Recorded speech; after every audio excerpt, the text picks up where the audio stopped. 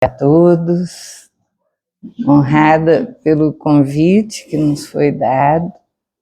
Há algum tempo atrás, esse último mês, nós estávamos conversando com uma senhora de meia idade, e ela é faxineira de um grande hospital aqui de Londrina.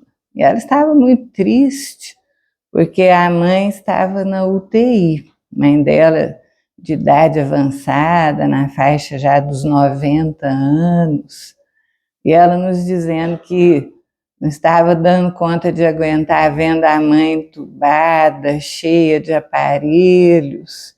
E aí, na nossa conversa, nós dissemos a ela que ela tivesse tranquilidade, que o sofrimento era temporário, porque quem que aguenta ver um parente querido desse jeito? Que ela orasse para que fosse feita a vontade de Deus e que, se Deus o permitisse, ela ia se libertar logo daquele corpo humano, para voltar ao mundo espiritual, que é a verdadeira morada e que a vida continua depois da morte. E ela então nos disse assim: eu acredito nisso plenamente. E nos contou um caso que ela, faxineira nesse hospital, um sábado de manhã, era 7 horas da manhã, ela estava fazendo a faxina do centro cirúrgico desse hospital.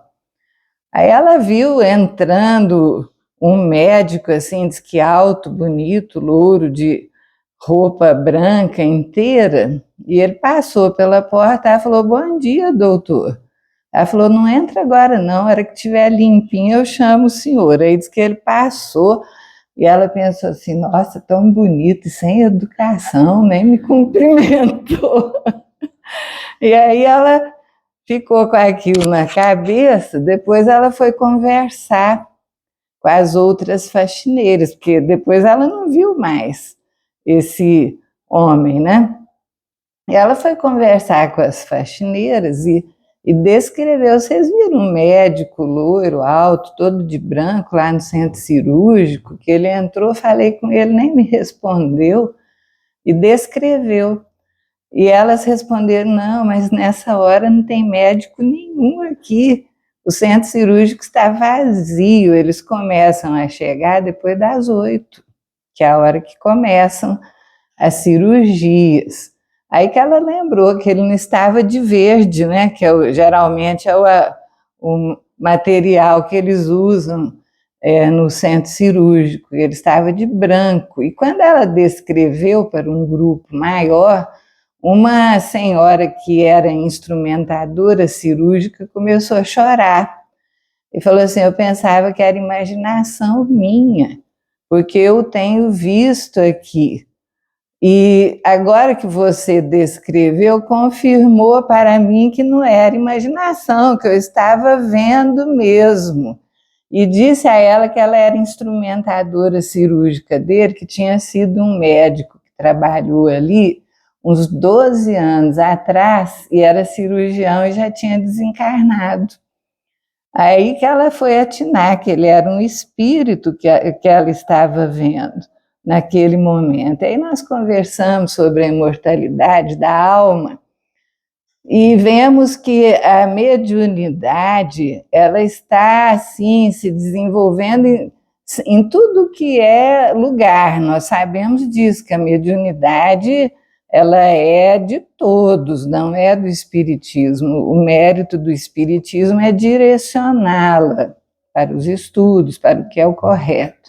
E aí nós pensamos o quanto Deus é misericordioso, quantas bênçãos nós que frequentamos o espiritismo temos conosco, de podermos ter esses esclarecimentos, o conhecimento libertador que nos ajuda na compreensão desses fenômenos todos e nos dá a certeza da imortalidade, porque a dor, ela está crescente. Nós estamos vendo isso em todos os lugares, a dor batendo à porta de todos. E lá no Evangelho segundo o Espiritismo, na página Bem Sofrer e Mal Sofrer, fica bem claro que todos na nossa terra, da choupana ao palácio, sofrem, mas nem todos sofrem bem. Que o sofrer bem é você saber suportar sem revolta, com paciência. E na página seguinte, em motivos de resignação, nós vemos ali aquele testemunho de Jó, quando ele estava sobre o monturo, naquele sofrimento, sobre o lixo, né, com o corpo no lixo, ele dizendo: Senhor, conheci todas as alegrias da opulência, e o Senhor me reduziu à mais intensa miséria. Obrigado, Senhor, por estar querendo provar o seu servo. Olha que grandeza! Nós pensamos, será que nós teríamos essa capacidade de suportar? E quantos séculos antes do Cristo esse espírito já deve estar em degraus evolutivos muito elevados. E aí nós vemos no Evangelho, dentro do Cristo Consolador, naquele capítulo, um parágrafo que nós, particularmente, todos são lindos, né? Mas um nos chama a atenção nessa hora de sofrimento que vemos batendo às portas, quando o Espírito da Verdade, ele diz: venho ensinar e consolar os pobres deserdados, e lhes pedir que elevem sua resignação ao nível de suas provas, que chorem porque a dor foi bendita no Monte das Oliveiras, mas que esperem, porque os anjos consoladores virão enxugar suas lágrimas.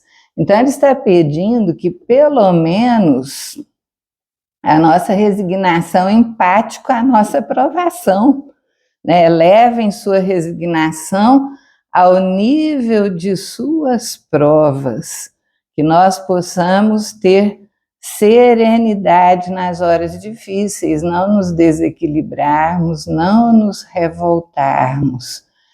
E aí nós nos remontamos àquele momento que difícil e doloroso do Calvário do Mestre, que está relatado em Mateus, no capítulo 26, nós vemos o relato em todos os evangelistas, Marcos, ali 14, Lucas 22, João 18, e eles comentam que os discípulos, eles saíram cantando hinos, olha só, às vezes passa despercebido isso, eles cantavam hinos, deveria ser muito lindo. Uma vez, há muitos anos, o nosso querido Hugo Gonçalves, o paizinho de Cambé, que muitos aqui conheceram, tinha uma mediunidade extraordinária.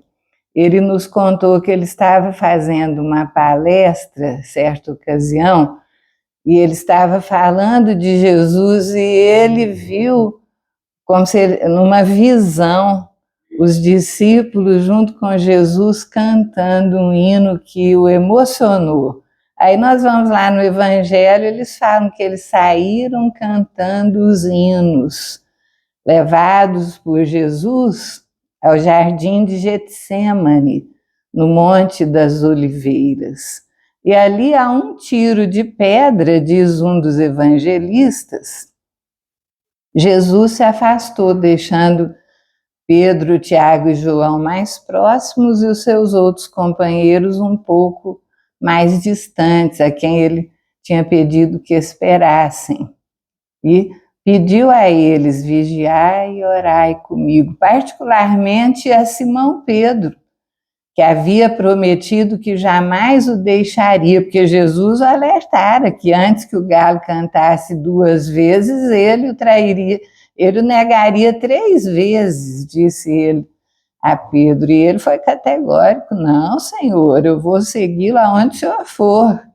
E ele pediu particularmente a Pedro: vigiai e orai comigo, para não cair em tentação, porque ele tinha avisado. Afastou-se a um tiro de pedra, e nós fomos conversar com o engenheiro, quanto que é que dá um tiro de pedra, né? Aí é óbvio, ele falou que depende da força de cada um. Uma pessoa fraquinha, se jogar uma pedra, ela cai aqui. Mas um mais forte, ele achou que pode alcançar uns 10 metros. E aí, ele se afastou, então, a uns 10 metros de distância, e a sua alma começou a angustiar-se, a afligir-se. Nossa, imagina, ele sabia tudo que ele ia passar. Foi a maior coragem que nós temos notícia na história da Terra. Ele sabia o que ele ia passar. Caiu de joelhos, orando, e pede: Senhor, se tu queres, ó Pai, afasta de mim esse cálice, mas que seja feita a tua vontade, e não a minha. E aí, um espírito luminoso vem para conversar com ele, acalmá-lo naquela hora de dificuldade. Ele acorda seus discípulos 3 vezes, porque eles estavam adormecidos, e pede que vigiassem, que a hora era difícil, que o Filho do Homem estava para ser entregue nas mãos dos homens. Mas ele sabia tudo que ele ia passar e não fugiu. Ele estava ali obedecendo ao Pai. Foi para essa uma das razões para a qual ele veio aqui na Terra, para trazer a esperança aos homens e dar o seu testemunho aos homens.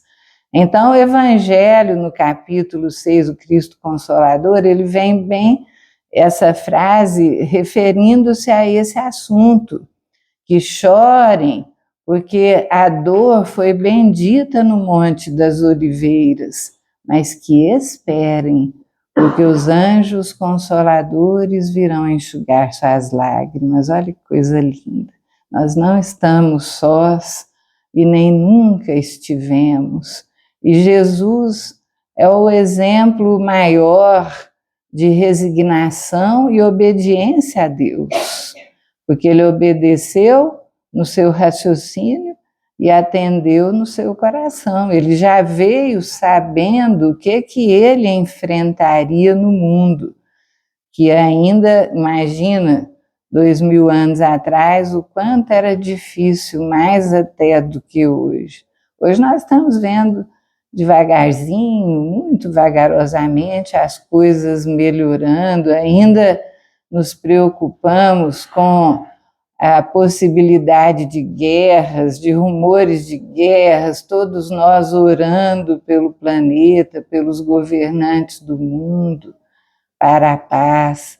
Mas há tanta beleza, tanto amor. Ontem mesmo nós estávamos vendo algumas notícias que chegam pelo Google e entrou uma do Só Notícia Boa. Todo mundo deve ter acesso, que só conta coisa boa.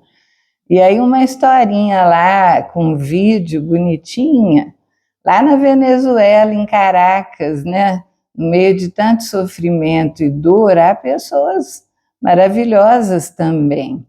E conta ali, e foi filmado em vídeo, que uma jovem influenciadora, que tem cerca de 22 mil seguidores, ela se deparou com um velhinho de 89 anos vendendo bolachinha na rua, lá na Venezuela.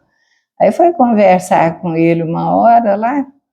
Ele era italiano e tinha mudado para a Venezuela há quase meio século. Casou-se lá, teve os filhos lá, a esposa fazia bolachas, vendia, e ela desencarnou, ele continuou fazendo, porque ele queria continuar se sentindo útil. Com 89 anos, ele mesmo fazia as bolachas e vendia.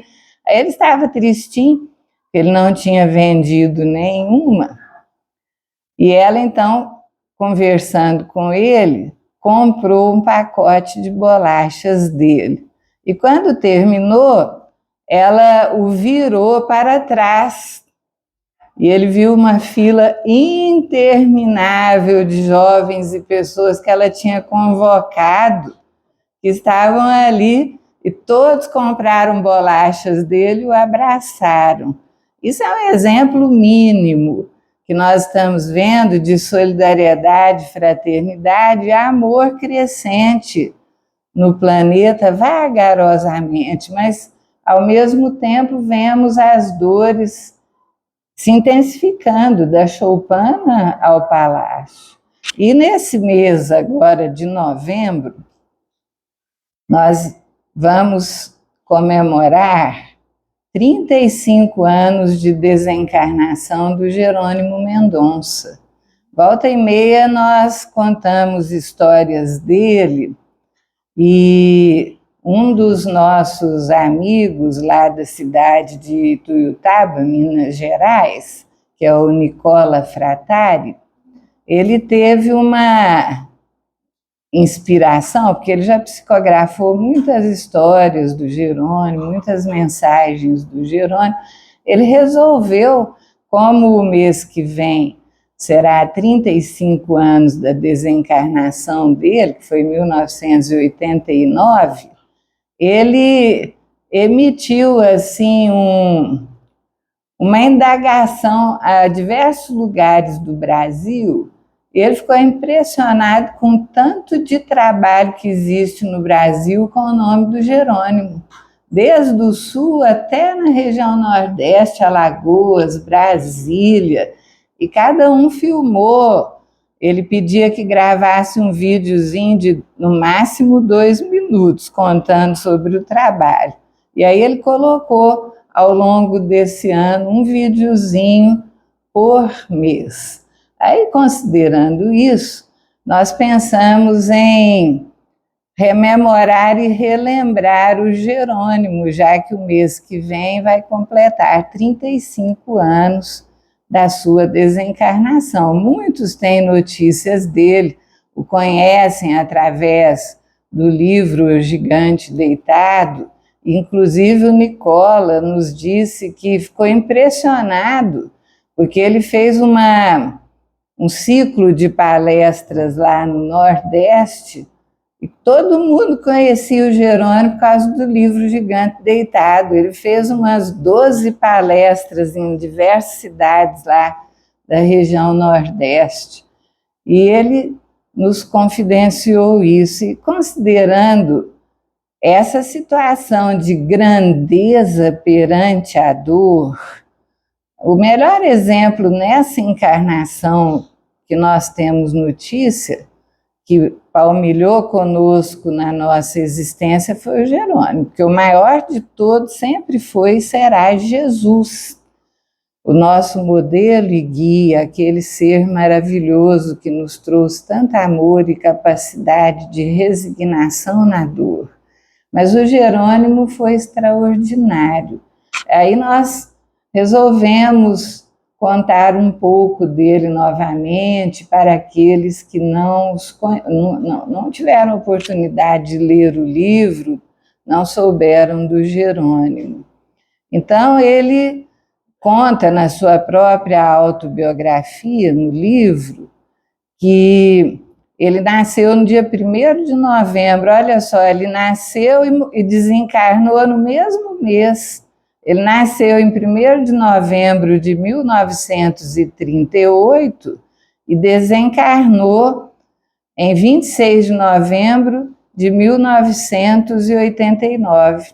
Ele tinha 50, ia fazer 51 anos, ainda não tinha completado seus 51. E ele conta que ele era o 8º de 9 filhos, de uma família muito pobre. O pai dele era candeeiro.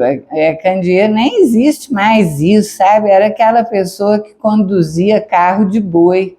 Nem tem mais carro de boi, já não vê mais isso quase, né?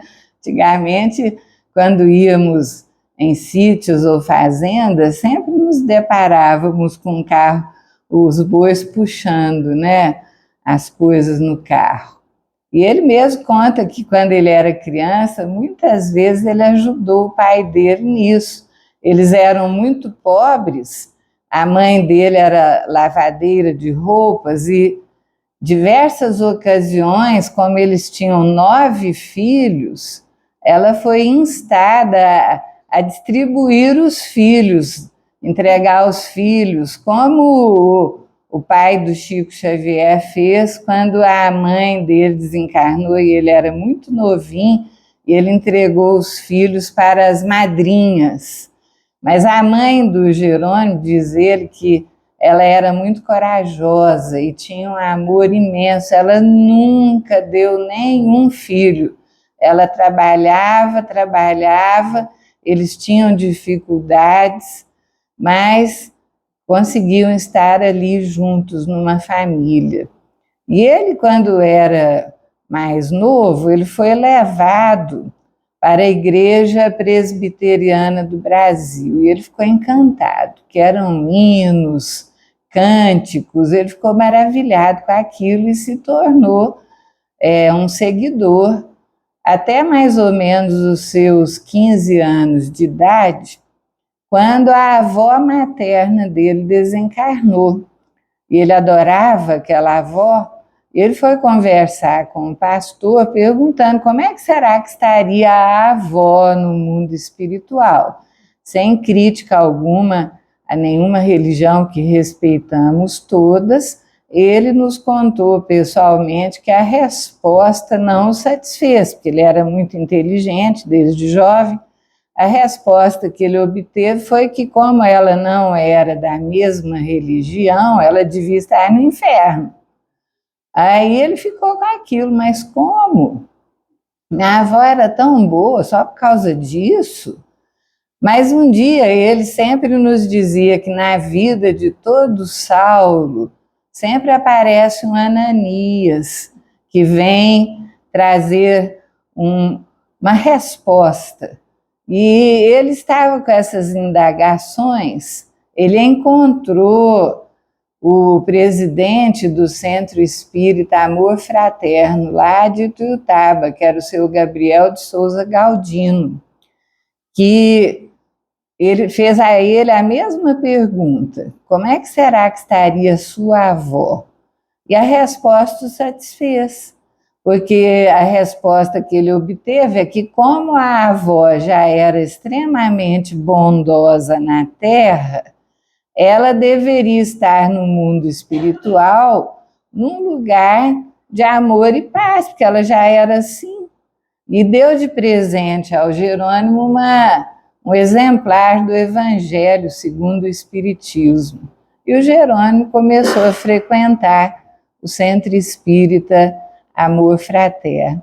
Ele ficou tão agradecido ao seu Gabriel, que o seu Gabriel, já velhinho, com seus 90 anos, cego, impossibilitado, não tinha quem cuidasse dele. O Jerônimo arrumou um quarto para ele lá na casa dele. E eles cuidaram, a família dele cuidou dele até ele desencarnar. E o Jerônimo já acamado. E quando ele era jovem assim, muito inteligente, com conhecimento espírita, ele fundou a Campanha Alta de Souza. Ele tinha 16 anos e começou um programa radiofônico espírita em Ituiutaba. Ele tinha uma voz muito linda e assim ele se tornou conhecido na cidade. Todo mundo gostava do Jerônimo. E ele, então, um dia, quando estava por volta dos seus 17 anos, numa palestra no Centro Espírita Amor Fraterno, essa palestra foi proferida por um orador, e quando terminada a palestra, o orador, ele viu aproximar-se um espírito, o orador era médium, e falou assim: tem um espírito aqui, é uma jovem, muito doce, que tem um recado para um certo Tarzan que está aí na plateia.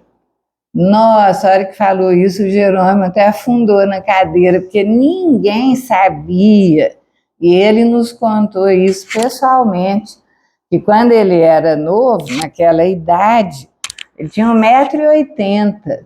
Ele jogava futebol, trabalhava, era professor já, mas ele olhava no espelho e dizia: "Ê, Tarzan", forte, na hora que ele ia tomar banho no banheiro. Ele não contava isso para ninguém.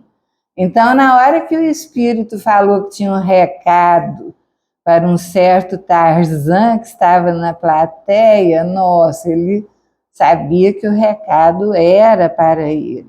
E aí o espírito envolveu o médium e disse assim ao Tarzan da plateia: "Vem aí a selva do sofrimento. Agarra-te ao cipó firme da esperança e arma-te de muita coragem e de muita fé. O que serão alguns anos de sofrimento ante a vitória que alcançarás?" Então ele sabia que ia passar por grandes dores, muito sofrimento. E quando ele, passados alguns meses depois desse evento, ele foi assistir o filme O Vento Levou. É uma historinha até engraçadinha, muitas o pessoal já conhece, mas a turma fala que não enjoa de ouvir. Ele, já conhecido na cidade, né, com o programa radiofônico espírita, com a campanha Alta de Souza, um dia ele estava passando na frente de uma alfaiataria e o alfaiate chamou: "Jerônimo, vem aqui um pouquinho." E chamou o Jerônimo lá dentro. Falou assim: "Você tem o físico de um moço que me encomendou um terno, mas ele não consegue vir aqui para eu tirar as medidas dele. Então, como você é do mesmo tamanho, do mesmo jeitinho, eu acho que se eu tirar suas medidas, vai dar certo para esse moço que me encomendou." Aí o Jerônimo lá, tranquilo, deixou ele medir tudo com a fita métrica, né? Altura, largura, tudo certinho. Aí quando o terno ficou pronto, o alfaiate chamou, que era um presente para ele, era uma surpresa. E era o terno para ele mesmo, um terno branco. E ele ficou todo feliz, nunca tinha tido um terno na vida, né? A família não tinha condição. E aí foi passar o filme O Vento Levou. E o vento levou. E naquela época o povo era elegante, eles iam nessas coisas igual a gente vai hoje nas orquestras, né? Todo mundo bem vestido para assistir a orquestra sinfônica. E ele foi de terno, vestiu o terno branco pela primeira vez. Chegou lá, o cinema era bem grande, nós tivemos muitas vezes assistindo filmes nesse cinema, era o Cine Capitólio, ele fala na sua autobiografia. Era grande e estava repleto, não tinha lugar. E ele teve que ficar em pé. 3 horas de filme, quem já assistiu O Vento Levou, são 3 horas, ainda tem um intervalinho de uns 20 minutos para você descansar do filme. A gente fica até triste, porque eles interrompem para o intervalo, porque o filme é muito bom. E ele estava vendo esse filme, parado ali, sem se mexer, porque não tinha jeito, não tinha lugar. E quando terminou o filme, que o pessoal foi saindo, ele não conseguia mexer. Ele falou que parecia que os pés dele tinham sido parafusados no chão. Ele não conseguia movimentar. E os amigos tiveram que carregá-lo para casa. A mãe dele assustou, chegando carregado em casa, e disse ele que as pernas tinham ficado tão inchadas que para conseguir tirar o terno tiveram que cortar as costuras da calça para que conseguissem retirar a calça das pernas, tão inchado estava. E aí ele começou com muitas dores e ele percebeu que o aviso daquele espírito estava começando, que o sofrimento estava batendo à porta. E ali ele ficou alguns meses acamado com dores intensíssimas pelo corpo e teve o diagnóstico médico de artrite reumatoide juvenil. Hoje, graças a Deus, tem tratamento, né? Muitas pessoas que estão com artrite reumatoide têm tratamentos até imunossupressores que diminuem aquela exacerbação do sistema imunológico, e as pessoas vão muito bem, outras não. Isso aí você vê que depende muito de cada um, mas não tão intensamente quanto era na época em que ele era jovem, porque acometeu o corpo dele, ele ficou meses na cama. Depois, quando ele conseguiu ficar de pé, ele andava na muleta, com muletas. O sanatório espírita de Tuiutaba tem um sanatório grande lá, que atende pessoas do Brasil inteiro, e ele foi trabalhador desse sanatório. Tem atas com o nome dos pacientes, que foi ele que escreveu. O pessoal diz que ele tinha uma letra bonita, e ele foi, então, para essas muletas. Depois das muletas, ele foi para a cadeira de rodas, e da cadeira de rodas ele foi para a cama. E ele tinha dor demais. E um dia um amigo, inspirado, desenhou uma cama ortopédica, uma cama especial, pensando em que aquilo poderia acomodar melhor o corpo dele e que ele então não teria tanta dor.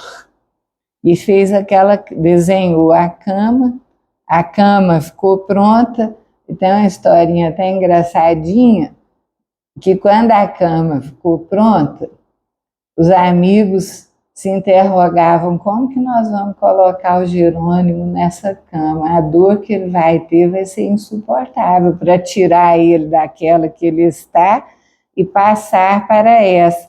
Olha o que eles fizeram.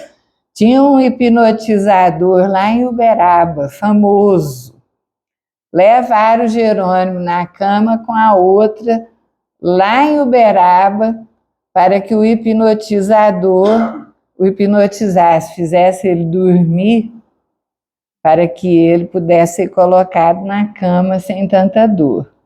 Aí diz que o hipnotizador ficou 3 horas pelejando para hipnotizar o Jerônimo. E depois, desconsolado, ele falou assim: gente, não tem jeito não, ele não é hipnotizável. O Jerônimo tinha uma capacidade, uma inteligência, uma memória, era uma coisa fantástica. Então, ele não era hipnotizável mesmo, não conseguiam dominar a mente dele. Quantas e quantas vezes ele nos solicitava, quando ele já cego, paralisado no leito, ele dizia: gente, tem um espírito que ele é completamente contrário ao espiritismo. E ele não aceita, e ele é extremamente inteligente, ele quer duelar comigo. Ele vem essa noite num duelo de palavras, peço que me ajudem com as orações. E passava a noite conversando com esses espíritos que vinham testá-lo. Então, naquele dia, o hipnotizador disse que não tinha condição, que ele não era hipnotizável. Aí um amigo olhou para o outro, sabe quando eles olham desconsolados, que a viagem não adiantou nada, e um conversando com o outro nos olhos, né? Sem falar nada. E agora, o que nós vamos fazer? Aí um foi por um lado, o outro foi pelo outro lado, se entendendo com os olhos, sem falar nada, para pegar o Jerônimo de surpresa. Quando chegaram na cama, um pegou de um lado, outro pegou do outro e puseram na outra imediatamente. E ele nos contou que foi uma dor insuportável, foi um grito de dor, mas um só, porque quando foi colocado naquela cama ortopédica, passou imediatamente. Ele ficou acomodado. E aí o sofrimento veio caminhando, as dores no corpo, a doença acometeu o coração ficou com uma insuficiência aórtica, Pressão era 18/0. E atingiu os olhos, fez uma uveíte, uma inflamação na úvea que fica dentro dos olhos. E aí ele tinha tanta dor, um olho ficou cego. E o outro doía tanto que uma amiga nossa, que é a presidente do Pouso do Amanhecer, já deve estar com uns 80 anos, hoje ela é maravilhosa. Como dizia o Raul Teixeira com relação a esses trabalhadores, é um trator de Deus. E ela, quando conheceu o Jerônimo, primava da companhia dele, preocupada com a dor que ele tinha nos olhos, e já cego ela pediu a um amigo de infância, que foi colega de escola dela, e que era oftalmologista, que fosse lá na casa do Jerônimo, dar uma olhadinha nos olhos dele. O oftalmologista foi, examinou. Quando terminou tudo, ele já estava guardando os seus instrumentos, o Jerônimo lá, paralisado na sua cama, o corpo todo atrofiado, mirradinho, quase cego, com aquelas dores todas. O médico falou assim: Jerônimo, eu escuto dizer que você é um forte. Aí ele brincou: mas é claro, doutor, o senhor não está vendo aqui a figura de um Hércules, de um Sansão? Aí o médico falou: não, você sabe que eu estou me referindo à força moral. E eu não posso ficar mais, que eu preciso ir embora. E tenho que te dizer que convém você retirar os olhos, tirar os seus olhos, porque um já está cego, o outro tem dor demais e os dois vão te provocar dores insuportáveis. Você tem que tirar os olhos. A nossa amiga, ela disse que na hora que ela ouviu aquele veredito do médico, ela amoleceu. Ela quase que foi para o chão, desmaiou quase. Mas que o Jerônimo ficou impassível, como se não tivesse acontecido nada. E disse ao médico que ele fazia trovinhas. Ele falou assim: doutor, não me incomoda o olho cego e doloroso, mas o senhor sair sem provar do meu café, nem doce, nem amargoso. Ele fazia muita trovinha, sabe? Certa ocasião nós fomos visitá-lo, fazia já quase um ano que nós não íamos lá. Nós éramos jovens e muito jovem, e nós líamos para ele nas férias. Nós já estudávamos aqui em Londrina, e fazia muito tempo que nós não íamos lá. Nós fomos visitar um tio de idade e ele nos deu uma gardênia, que é aquela flor branca perfumada, parece uma rosa branquinha, o povo chama de jasmim. Pessoal, o nome comum, né? Mas o nome correto é gardênia. Aí nós pegamos aquela flor e fomos lá visitar o Jerônimo, dali, segurando aquela flor. Aí nós pensamos, tanto que a gente é infantil, vamos ver se o Jerônimo vai lembrar de mim, né, da minha avó, que já faz tempo que ele não nos vê. Chegamos lá, só estava ele, pegamos assim o perfuminho, a florzinha, chegamos perto do nariz dele, só falamos assim: oi, Jerônimo. Aí ele na mesma hora fez uma trovinha: ah, hoje eu estou feliz. A Jane não se esqueceu de mim. Ela veio me trazer o seu perfume de jasmim. Ele tinha essa capacidade de trovinhas. E ele, nessa cama, passou muitas experiências e muito aprendizado. E o tempo foi passando. Há uma que todo mundo conhece, que volta e meia nós contamos essa história, porque ela é bem elucidativa e serve para todos nós, que quando ele ainda enxergava, que os olhos ainda não tinham sido retirados, ele passou por uma hemorragia das vias urinárias. E aí, nada cessava aquela hemorragia. Ele foi internado, o médico lá de um dos hospitais da cidade chamou os amigos e disse a eles que eles se preparassem porque o Jerônimo ia desencarnar. Fazia mais ou menos uns 10 anos que ele estava acamado e que eles não conseguiam debelar aquela hemorragia. E aí os amigos perguntaram se pelo menos eles podiam ir até Uberaba para ele despedir do Chico Xavier, que eles eram muito amigos. E o médico disse que só se fossem de avião, porque de carro ele morria no caminho. Não é tão longe, dá umas 2 horas e meia de carro, 3. Mas um dos amigos tinha um avião e foram de avião. E isso Jerônimo nos contou, que ele estava com um lençol branco cobrindo o corpo dele naquela cama, e o lençol branquinho foi ficando vermelhinho de sangue. Quando eles desceram e o levaram, naquela época, o Chico Xavier ainda atendia no Comunhão Espírita Cristã. E ele então foi levado lá, o Chico não estava. Ele estava num trabalho na periferia com os jovens, distribuindo alimentos e pão para aqueles que precisavam.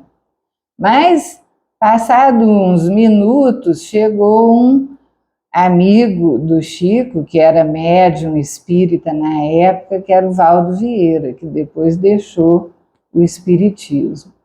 E o Valdo tinha vindo à frente a pedido do Chico e disse ao Jerônimo: "Ô Jerônimo, o Chico mandou dizer a você que ficou muito feliz porque você veio." Aí o Jerônimo disse que na hora esqueceu da mediunidade do Chico, perguntou: "Nossa, como que ele sabe que ele estava lá, né?" Aí, passado um tempinho, chegou o Chico Xavier, com aquela voz mansa, doce, com os jovens, e comentou: "Olha só quem veio nos visitar, o nosso amigo Jerônimo. Está parecendo a rosa vermelha, porque estava todo vermelhinho de sangue já." Aí ele pediu aos meninos: "Façam uma fila e todos deem um beijo nessa rosa, mas com muito cuidado para ela não despetalar." E aí foi a fila, cada um que passava dava um beijo na testa, e ele disse que sentiu uma energia que parece que o ajudava, o animava. Até que foi a vez do Chico Xavier, e o Chico veio por último, deu-lhe um beijo na testa e colocou a mão na barriga do Jerônimo. E o Jerônimo nos diz que enquanto a mão dele ficou ali, ele sentia como se ele estivesse levando um choque. E na hora que o Chico tirou a mão, tinha acabado a hemorragia. E ele que foi ali despedir-se, foi instado pelo Chico a fazer o Evangelho, porque o Jerônimo era magistral. A gente abriu uma página do Evangelho, lia um parágrafo, e ele tinha inspiração para falar 45, 50 minutos com uma beleza enorme. E ele fez então o Evangelho ali, com a turma em volta da cama, e o Chico, quando terminou o Evangelho, perguntou: "Jerônimo, você sabe por que você ia desencarnar?" Ele falou: "Não, Chico, por quê?" Ele falou: "Porque você aceitou, coitadinho." Todo mundo que chegava perto, coitadinho do Jerônimo, coitadinho do Jerônimo, e emitia aquela vibração em cima de você, e você começou a achar que era um coitadinho mesmo. E aceitou isso, e isso fez romper artérias no seu organismo, que não conseguiam ser aquele processo hemorrágico desaparecer das vias urinárias. Então, daqui para frente, você tem que vencer o coitadinho. Não deixe as pessoas pensarem em você como um coitadinho. Cante, mostre alegria. Você faz palestras no Brasil, depois das palestras, cante, brinque, as pessoas não vão lembrar do coitadinho. Essa história é dignificante, porque até mesmo nós, se nós estamos em sofrimento e nos entristecemos demais, nós favorecemos doenças surgirem em nós. Então, nós temos que manter o nosso pensamento esperançoso, com alegria, com coragem. Se pelo menos a tristeza nos acometer e tivermos que chorar com essa dor bendita no Monte das Oliveiras, que tenhamos a certeza de que os amigos espirituais que consolam, eles estarão conosco ao nosso lado, nos ajudando a suportar as mazelas, nos dando força e coragem para nós suportarmos as dores. Há muitas histórias, uma delas que quase pouco contamos, foi quando ele resolveu construir a creche, o Lar Espírita Pouso do Amanhecer. Que creche mais linda! Se vocês procurarem no Google, vocês verão. Ela ainda funciona até hoje, tem 250 crianças, ninguém briga, nunca brigaram lá dentro, é só amizade, amor, carinho, tem piscina envolvida, rodeada por rosas vermelhas, a coisa mais linda. E quando ele estava construindo essa creche, ele, acamado, né, dirigindo tudo, certa ocasião, um jornalista da ABRAGE, Associação Brasileira de Jornalistas Espíritas, foi visitá-lo. E ele descreve o Jerônimo. Ele saiu de Belo Horizonte, foi até Ituiutaba, e falou: indefectíveis óculos escuros na face, ali estava um homem com H maiúsculo. Na sua cama, não parava um minuto. O tempo todo tinha alguém perguntando o que tinha que fazer para a sopa dos presos na cadeia, para o alimento dos pobres servidos no Centro Espírita Ceareiros de Jesus, para a creche que estava sendo construída. E quando nós nos apresentamos, sem que tivéssemos dito a ele o centro espírita que frequentávamos, ele, com a sua visão espiritual mediúnica, nos disse que a Sheila estava nos acompanhando. E foi aí que nós dissemos a ele que frequentávamos o Centro Espírita Irmã Sheila, em Belo Horizonte. Então, ele tinha essa mediunidade que não era dos olhos físicos, do espírito, que ele não tinha mais olhos. E ele estava construindo essa creche junto com o pessoal, e o Chico Xavier o orientou a procurar o Roberto Carlos lá, o nosso famoso cantor, procurar o Roberto Carlos, porque eles estavam numa faixa vibratória semelhante, eles iam se afinizar, e o Roberto Carlos ia ajudá-la a construir aquela creche. Aí ele resolveu. O Roberto Carlos ia fazer um show lá no Canecão, no Rio de Janeiro. É até engraçadinha essa história, porque ele chamou os companheiros e eles atendiam, obedeciam tudo que o Jerônimo pedia. E colocaram o Jerônimo na Kombi e saíram de Ituiutaba para o Rio de Janeiro, dá quase 1.000 quilômetros de distância. E aí diz que eles só tinham dinheiro para comprar uns sanduíches e fazer o combustível. No meio do caminho, resolveram perguntar ao Jerônimo como que eles iam entrar no Canecão, se ele tinha os ingressos Ele falou que não, que eles iam lá porque a espiritualidade estava protegendo, o Chico tinha falado e que ia dar tudo certo. Lá foram eles para o Rio de Janeiro sem saber como que eles iam entrar naquele canecão, porque era caríssima o ingresso, né? O ingresso era caríssimo. Chegaram lá de noite, pouquinho antes do show começar, tiraram o Jerônimo na maca lá, a cama dele colocada ali no chão, no estacionamento. Eles tinham acabado de tirar o Jerônimo, chegou um jovem senhor e falou assim: Jerônimo, você aqui no Rio de Janeiro, no Canecão, o que você veio fazer aqui? Ele tinha conhecido o Jerônimo lá no Centro Espírita da Prece, no Chico Xavier, e lembrou do Jerônimo, claro. Aí o Jerônimo contou a história a ele e disse assim: agora só não sei como que nós vamos fazer para entrar nesse canecão, porque nós não temos dinheiro para os ingressos. Aí o moço falou assim: pois vocês vão entrar agora mesmo. Eu sou o gerente do canecão. Colocou o Jerônimo no camarim ao lado do Roberto Carlos. E quando terminado o show, ele apresentou o Roberto Carlos a ele. O Roberto Carlos pediu que ele fosse procurá-lo com o pessoal no apartamento dele, deixou o endereço certinho, e eles saíram do Rio de Janeiro com um cheque de valor altíssimo, dado pelo Roberto Carlos, que deu para construírem muita coisa lá da creche. Então, são histórias interessantes.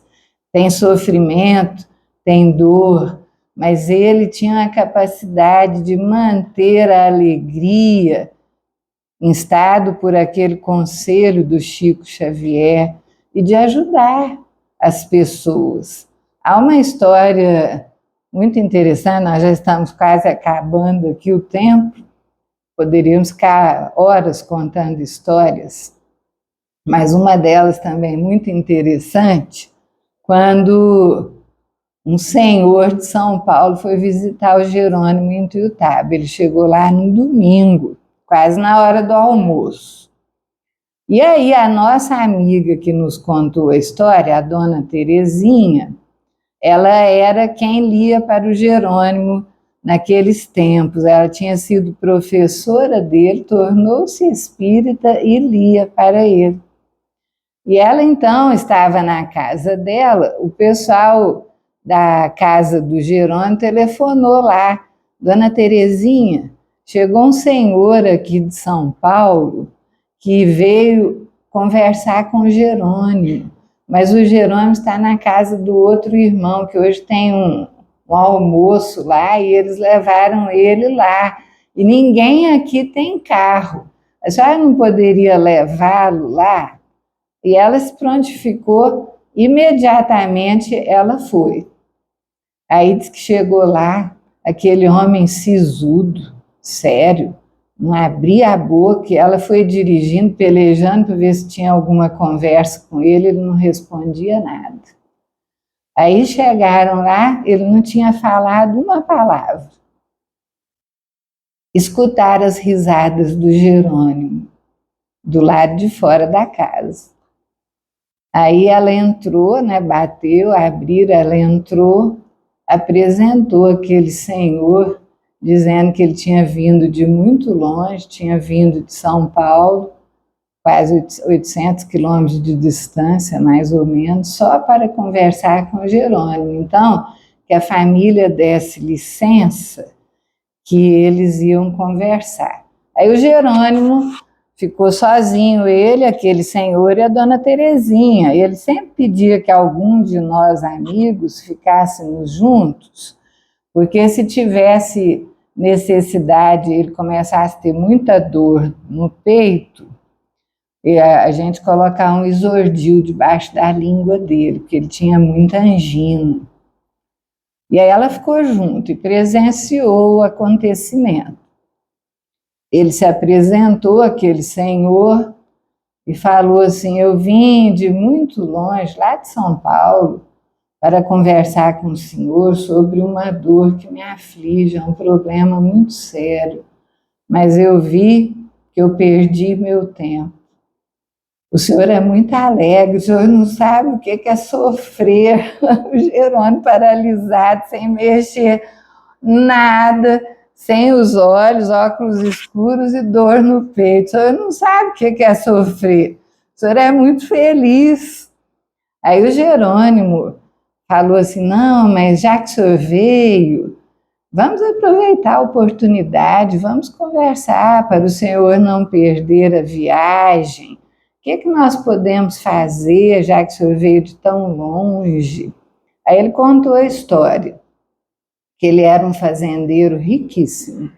Ele tinha uma fazenda em São Paulo, tinha até campo de aviação, tinha avião, tinha tudo. A esposa ele quase nem via, porque ela vivia naquelas festas de caridade, recebia todo o dinheiro que ela precisava e só ia de vez em quando na fazenda. E os filhos com aquelas mesadas polpudas, ele quase não via ninguém. Ficava lá trabalhando. Aí ele resolveu vender a fazenda, pensando em outra melhor. E vendeu a fazenda. E aí ele disse que recebeu tipo um cheque frio. Aí o Jerônimo falou, mas o que é isso?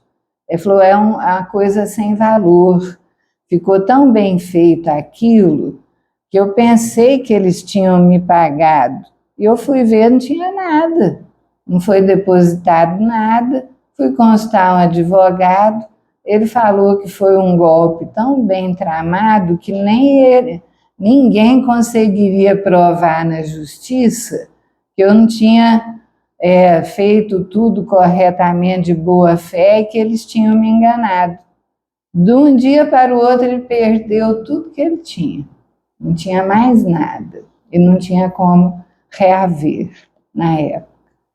Aí ele disse que a esposa começou a cobrar as facilidades. Os filhos começaram a atormentar porque já não tinha mais aquele dinheiro. E ele começou a ficar de um jeito tão atormentado, sem saber o que fazer, que ele começou a não aguentar mais e arquitetou suicídio. Mas Deus é tão bom que nos socorre nas horas certas. Ele estava na farmácia comprando um medicamento que ele poderia promover o suicídio, e ele já estava quase pagando o remédio quando chegou um amigo espírita na hora lá, que conhecia os acontecimentos que o envolviam e adivinhou. E falou assim, eu não vou deixar você fazer isso não. E ele ainda foi mal educado com o amigo, falou assim, a vida é minha, eu faço o que eu quiser. Você não tem o direito de me impedir. Aí o amigo falou assim, então vamos fazer uma coisa.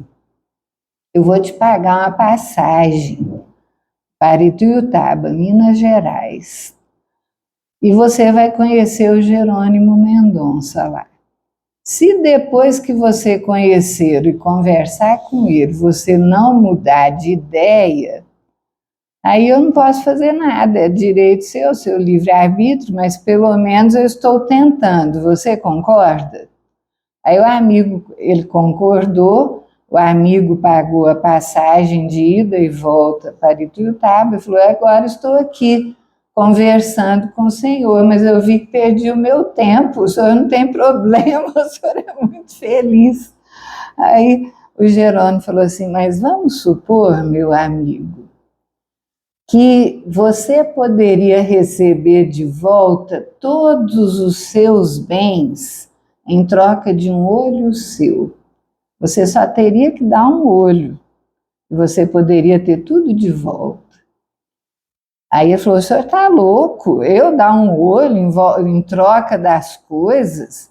Ele falou, não, um olho não, o olho é muito importante. Então, o que o senhor acha de um braço seu? Aí eu falei, mas o senhor está louco? Como que eu vou fazer isso? Dar um braço em troca da minha fazenda? Não. Aí falou, e que tal as pernas? O senhor está louco, eu não vou dar nada disso. Aí ele falou, então, meu amigo, veja o quanto você é rico. Você é bem-aventurado do amor de Deus, tem olhos que enxergam, mãos que podem se mover e pernas que te levam aonde o Senhor quer. Aí que ele caiu em si e enxergou Jerônimo, que estava ali cego, com o corpo todo atrofiado no leito, sem mexer parte nenhuma. Aí que caiu aquela venda que cobria a visão. Ele ficou horas conversando com Jerônimo, voltou para São Paulo, aí de vez em quando ele telefonava para dar notícias, que ele tinha arrumado emprego, que todo final de semana ele descia com os espíritas nas favelas de São Paulo para ajudar aqueles que estavam em situação de dor e sofrimento, que antes a família, que nem conversava, se reunia todas as noites para rir e conversar. O quanto ele estava agradecido, porque o Jerônimo tinha salvado a vida dele. Então, gente, são muitas histórias. E só para encerrar, que já passou do tempo, a última foi quando ele voltou de São Paulo. Quem quiser depois lê o livro Gigante Deitado, tem muito mais histórias lá. Mas uma delas foi quando ele, voltando de São Paulo, 1 ano antes de desencarnar, ele passou em Uberaba para ver o Chico Xavier, porque ele tinha saído de Campinas e tinha sido submetido a um check-up lá, no Instituto Coração. E tinham dito a ele que não sabiam como é que ele estava vivo, que o coração dele, aquela cama que foi inspirada, ela tinha a altura certinha, porque se ela fosse mais baixa, o coração não aguentava e ele morria. E se ela fosse mais alta, o coração não aguentava e ele morria. Ela tinha a altura exata. Aí deram alta, porque não sabiam explicar cientificamente como que ele estava vivo. E ele passou em Uberaba, o pessoal já está fazendo sinal para parar, já vou parar. Passou em Uberaba e o Chico perguntou: Jerônimo, e aí, como é que está a sua saúde? Ele falou: ih, Chico, não está nada bem não. Os médicos lá de Campinas me falaram que o meu coração está por um fio. E aí o Chico deu uma resposta magistral: meu filho, nós não sabemos se esse fio é de algodão, de nylon ou de aço. Continue trabalhando. E ele trabalhou até o último dia da vida, durou mais 1 ano e desencarnou. Hoje o Jerônimo é uma luz. Quem vê o Jerônimo só vê luz, porque ele soube passar pela dor resignadamente. Ele nos diz certa feita que ele se preparou durante muitos séculos para enfrentar essa existência e que tinha muitos que ainda estavam se preparando para enfrentar, muitos que ele conhecia, que talvez um dia passassem dores assim, mas que ele se preparou durante muitos séculos. A dor é ainda um instrumento de auxílio na Terra. Quando nós compreendermos bem o que ela significa, nós ficaremos melhores. O Espiritismo nos engrandece o conhecimento. Temos a certeza da imortalidade, da vida espiritual. Quantos milhares têm essas mediunidades maravilhosas, que nem essa senhora que nos contou esse episódio do hospital, que a consolava, porque a mãe dela desencarnou faz poucos dias. Ela tem certeza de que a mãe está viva. E quanta bondade ainda veremos se desenvolver no mundo até que a dor desapareça. Naquele livro Problema do Ser, Destino e da Dor, o Leon Denis nos diz que as pessoas que passaram grandes dores no mundo e que souberam viver serenamente, resignadamente, confiando em Deus, elas têm uma aura de respeitabilidade que as envolve. Que nós tenhamos condições de ter essa aura, de chorarmos sim, porque ninguém é de ferro, e a dor foi bendita no Monte das Oliveiras, mas termos a certeza que na hora difícil, os anjos consoladores, aqueles que nos amam, virão enxugar nossas lágrimas. Muita paz, meus amigos. Obrigada.